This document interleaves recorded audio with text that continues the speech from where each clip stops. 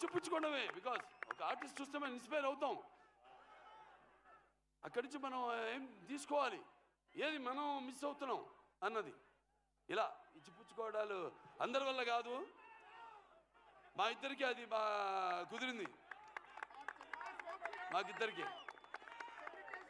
So అయినా మరొకసారి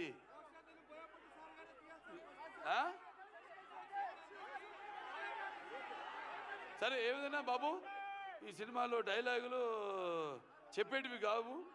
రేపు థియేటర్లో మీరు వింటేనే శ్రవణానందం కాదు, ఎలా గుబురు పుడుతుందో చూడండి రేపు థియేటర్లో. అంత థ్యాంక్స్ అందరు కూడా మరొకసారి.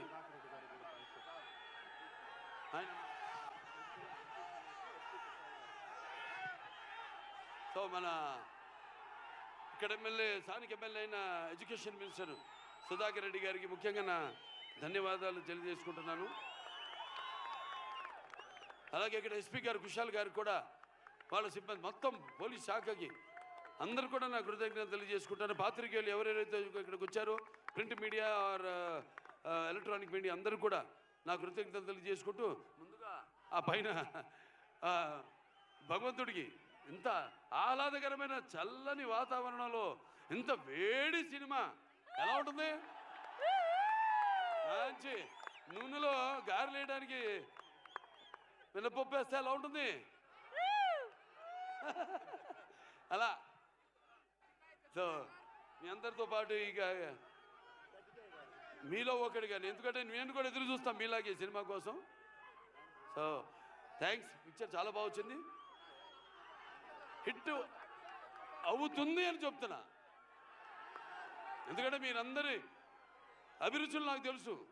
తెలుగు అయితేనేమి, కన్నడ అయితేనేమి, మన దగ్గర ఉన్న సత్సంబంధం. ఎటువంటి కొత్త సినిమానైనా ఆదరిస్తారు. మేమంతా ఒక ఎవ్రీడే యూజబుల్ కమాడిటీ లాంటి వాళ్ళం. అటువంటిది మీ అభిరుచులేమో తెలుసుకుని మేమే ఒక ముందడుగేసి ఒక ఏం ప్రయత్నం చేసినా కూడా మీ అందరు ఆశీర్వదిస్తూ ఈనాడు మేమంతా ఈ స్థాయికి ఉన్నా ఉంటే, అటువంటి సినిమాలు చూసి మీరంతా మా వెన్ను తట్టి ఇంకా ఎటువంటి మంచి సినిమాలు ఇవ్వండి అని ప్రోత్సహిస్తున్న ప్రేక్షక దేవుళ్ళందరికీ మరొకసారి నా కళాభివందనాలు తెలియజేసుకుంటూ నేను సెలవు తీసుకుంటున్నాను.